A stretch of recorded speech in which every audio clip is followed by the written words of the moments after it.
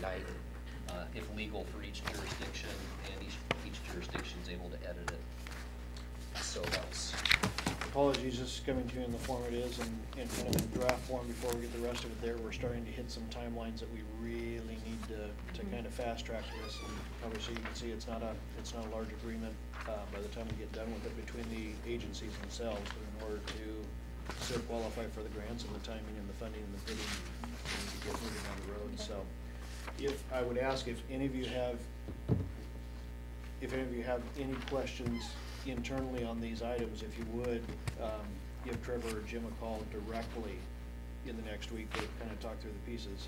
As Trevor noted, it's just a draft. It hasn't been through Don yet for form, and has not got all the funding coming from the other agencies as well, so there might be some minor tweaks here and there. We had at least 7 or 8 emails on edits from other jurisdictions today, so this was about the 3 o'clock version. So by mid this week, we should be getting this hammered out with the partners and their legal representation. If for some reason we don't have this in good enough form by Wednesday afternoon when agenda packets go out, it'll be electronically sent to you as quickly as it can be prior to Monday's meeting. Okay, community development. Mitch? Thank you. At your the council's retreat this year, you discussed possibly rezoning properties along the East Street as well as the West End, the Port.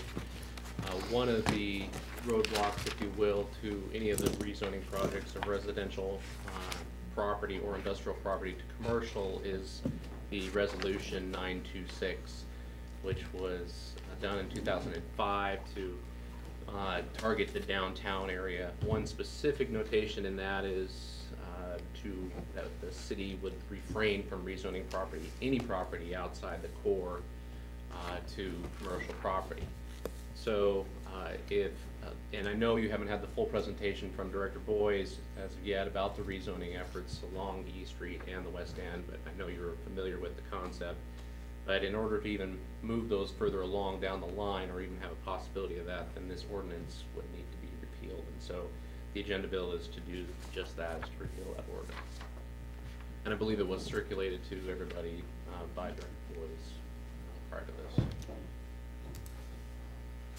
Questions on this, Goody? Just to reiterate for those in the public, some of the titles that this has been put out by is repealing the resolution to encourage downtown revitalization, and that's not the intent of it. What it is giving us the ability to look at other properties throughout the city as far as being able to zone them commercially or change their zoning, that type of stuff. But certainly we still have every want and desire to continue the revitalization of the downtown core as well. Just unfortunately the naming of it doesn't work so well. So Mitch, this is coming forth on Monday's agenda? Correct. Okay. Dave? Real quick, just to comment on the staff, from Director Boyes' staff and Director Evers' staff, they have been wonderful the last couple of weeks in sorting out these details, working with us. I have belabored several points with both of them and gotten really good answers. And I appreciate the work that they've done and the way they've done it. Thank you.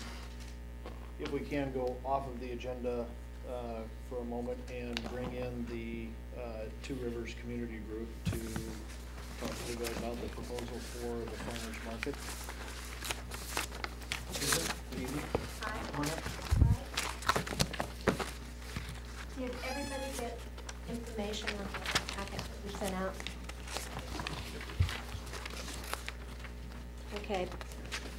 It included the request plan, page 1 and 2, the street closure, just an example of the market news, the market guidelines, and the market application. So the main things that we were talking about is it also listed the things that we would do, but what we're coming to you for is what we're looking for from the city, which was on the second page of the request plan.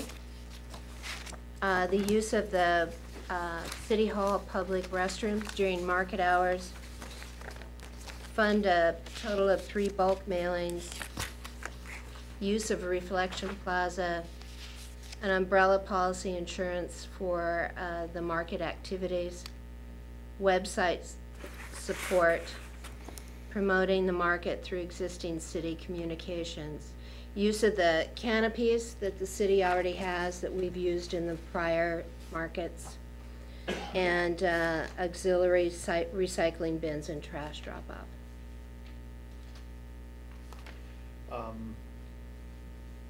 There were a couple of the items that I had put in the email that I responded back to everybody yesterday on. Mary was able to give better direction on. On the electrical, it would appear that we've got some electrical outlets that are already out there that are currently used, all that, so from my side, that goes away. Also on the canopies, I went with the assumption that these are the larger canopies that the city has that take a couple, 3 people to put up, but these are just pop-up canopies that we loan out on a regular basis, so I don't have any problems on that. RJ, were you able to find an answer to the question from the auditors on the website, use of the website? The direction, I did talk to municipal research about using those sites and what they've experienced in the past. Excuse me. What their recommendation coming back with is to have the city actually have a kind of a policy that states what the purpose of the market is and how a return on investment would be to have using our internal resources like our IT to provide host aside to work with Two Rivers. Just to do that, they would look at that as potentially a gift of funds unless you have a policy and then have an agreement with Two Rivers to say, okay, to facilitate your market. That's kind of what their recommendation that they came back with, and they did. He did send me a couple emails just regarding some background information regarding that. To do a link on our website to a market website is. That's not a problem. Yeah, that is permissible. Well, it was our understanding that, see, last year the city did take over the market, so they ran the market, and that it was already listed on the city website. Might still be there.